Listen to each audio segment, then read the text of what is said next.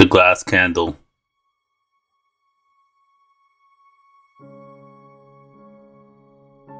It happened again. Breathing heavy. Hands trembling. Tap tap, I hear. I hate when this happens. I look to the floor of my bedside to find a half-empty bottle of Jose Cuervo. This is why I drink, to avoid the god-awful AM hours. On the nightstand sits a small alarm clock. The time reads 3:46 a.m. Eager to fall asleep after a long days of work, I must have gulped down the bottle and passed out. Shit. I'm usually a lot better at this. Pacing is your friend, I remind myself. You see, I picked up the habit after it all happened. After it all went to shit. Since that night, I've been a wallowing mess. Some nights are better than others, I guess. I take what I can get. My doctor thinks it's healthy for me to socialize, so I'd like to make a confession to you. I'm afraid of the dark, yes. I'm fearful of the dark. Stupid, I know. I can't help to think about the time my cousin Edgar was taken from us. Taken by La Vela de Cristal, as we call it, which translates to the glass candle. I can no longer imagine my life without the candle. It has consumed my life. It has taken everything. It all started 3 years ago. I remember receiving a text that day from Edgar. What's up, fool? You down to kick it later? The homie's bringing bottles tonight. We're gonna get fucked up. I laughed. Sure. What time? He replies, swing through around 7. My lady's making margaritas. Don't miss it. Okay, cool. That day was like most days in Southern California. Amazing. Beautiful blue skies were on the horizons. Birds chirping, and the outside of my bedroom window was the sound of lawnmowers starting up. Yep, this is California. About an hour before the party, I get a text from Edgar. Hey. I wonder what it could be, I reply. What is it? He replies back. Let's get over here, fool. Okay, I'll be there in a few, I reply. The time is 6 p.m. and I had just gotten ready. It's time to head out. I depart from my one-bedroom apartment and hop in the old car. I love driving. I find so much peace when the wind is blowing through my fingers as I make a waving motion outside my driver's side window, playing some old tunes on the way. I'm almost there. Suddenly my music cuts out. Silence.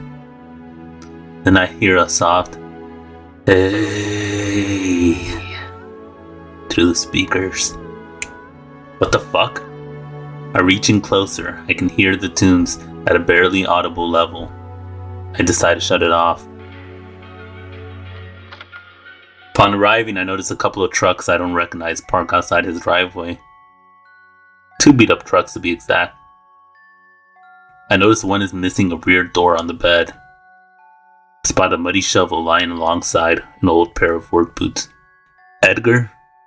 My cousin, he's a social guy, but prefer to run in small circles. I've never seen these trucks before. Maybe distant family? Shit, I don't know. Oh yeah, about his family. He grew up in the classic tale that's all too familiar in this neighborhood of L.A. His dad was a drug addict and left as soon as he was born. Fuck him, as Edgar would say. His mom was another story altogether, straight nutcase. Anyone who's familiar with Edgar knows not to mention it, and for good reason.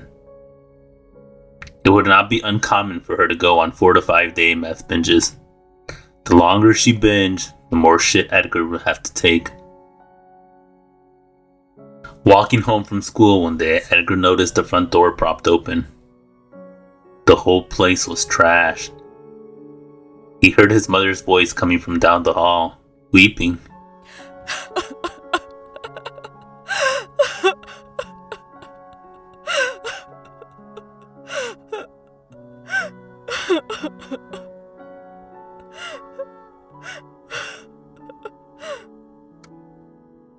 As he approached his mother's bedroom, he noticed her standing still, dressed in a bathrobe and smeared makeup upon her face.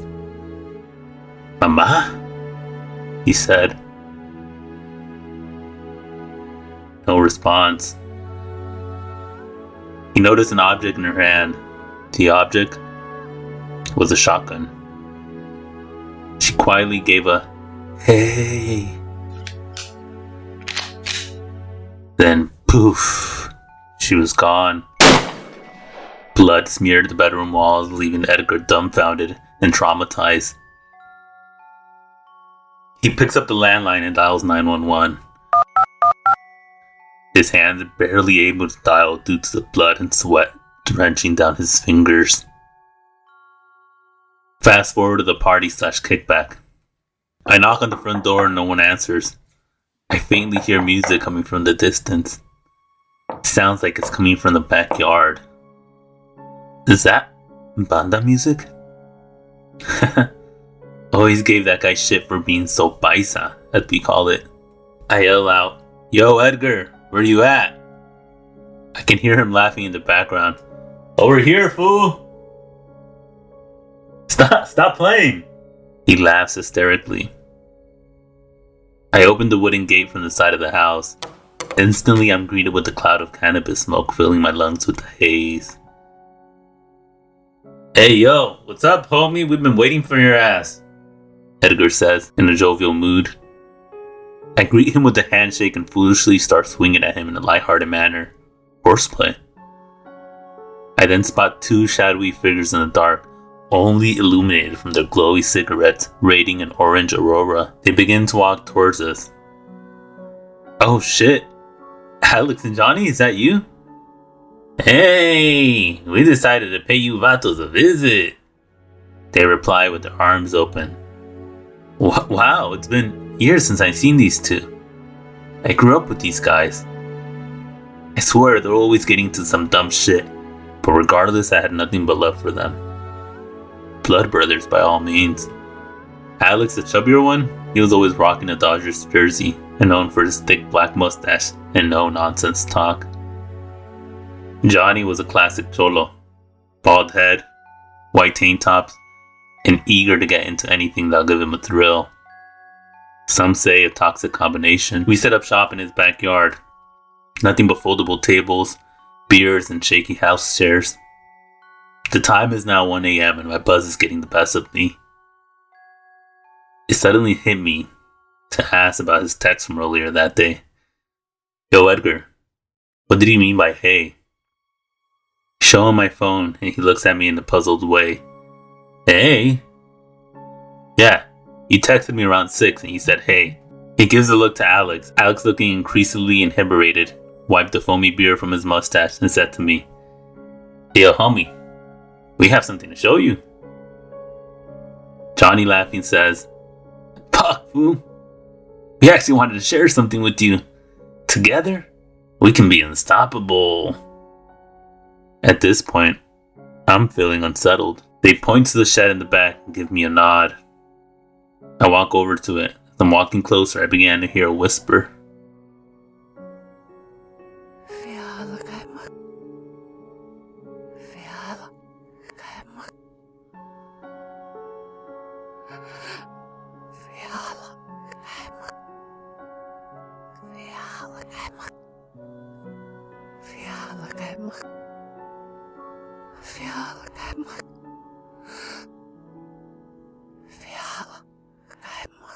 What's odd is that I feel it inside my brain and not necessarily hearing it through my ears, as if my body's tapping into an alien state. Tap, tap, I hear.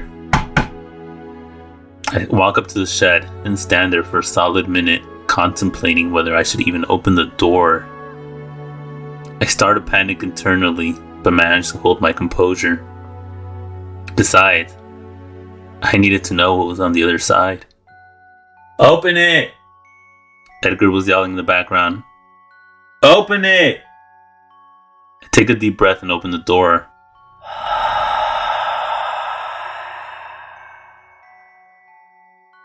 What I saw was beyond belief. Glowing in a magnificent red hue was a glass candle. One you may commonly find in an altar, but this one was different. Immediately I feel a heavy warmth in my body and my eyes become fixated in a trance-like state. I feel lust swarm through my body and began to hear the whispering in my head again. It didn't say anything I could possibly understand, but I knew, almost in an instinctual level, that it wanted to satisfy. It wanted to tell me secrets.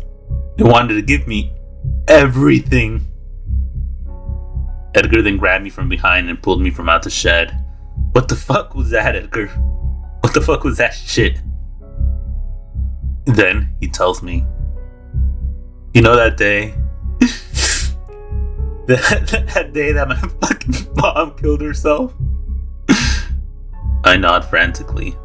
Well, that day, the cops found this candle in her closet, along with the note.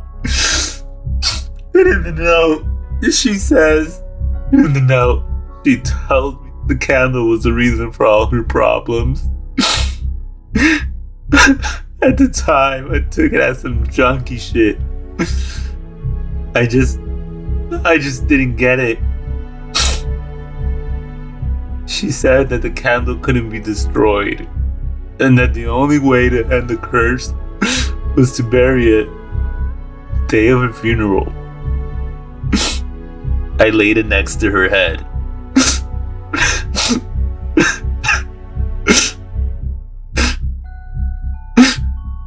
At this point, Edgar was sobbing profusely. Edgar began to confess. He explained to me that he started hearing the candle in his dreams, telling him to dig. Edgar cried. I then called Alex and Johnny. And they were both down to dig. I look at him in disbelief, barely able to hold a thought. Not feeling like I could take anymore, I then rush into the shed and quickly blow out the lit candle. Fuck this. Fuck this. Darkness then consumes the shed. For a brief 10 seconds or so, I hear absolute silence. I began to yell, Edgar! Alex! Johnny! No response. Suddenly the shed starts trembling and I began to feel a piercing screech inside of my head. I covered my ears with both hands, but nothing seemed to help. I began to scream.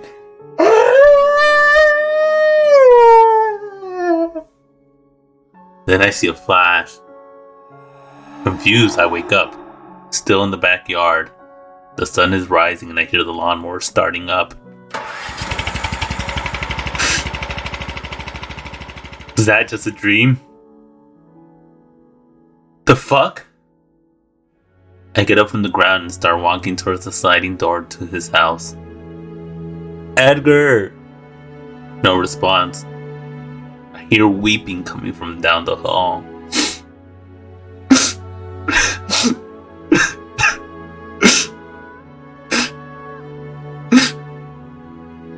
I cautiously walk towards it. Reaching the open bedroom door, I notice Edgar standing still. He was holding an object in his hand. Hey. And that's when all this began. All this fucking shit. My curse. I can't sleep at night. The police report says that they found 2 bodies in Edgar's closet and another one stuffed inside his fridge. His wife. Talking about it sends chills down my spine. And the tapping. All I hear is the tapping. It's coming from behind my closet door. I have a strong feeling I know what's behind it.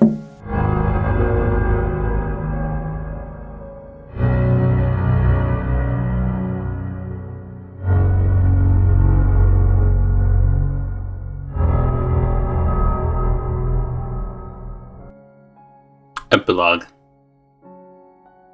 New morning. In this empty room again. What time is it? My bed is fucked up and I'm still in the same clothes I put on 2 days ago.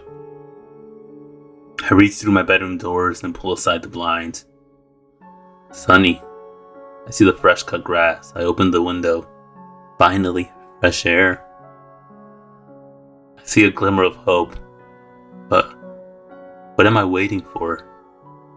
I look down at my bedroom door, and I'm immediately reminded of the vices I have partaken in. I gasp and pound my fist to the bed. Get your shit together, I tell myself. Find myself saying these words often. Sometimes I wake up in the early morning hours and say, this is the day. But honestly, nothing comes of it. Today is the day I'm finally gonna get my shit together. Put on my favorite song and hop in the shower. Today is the day.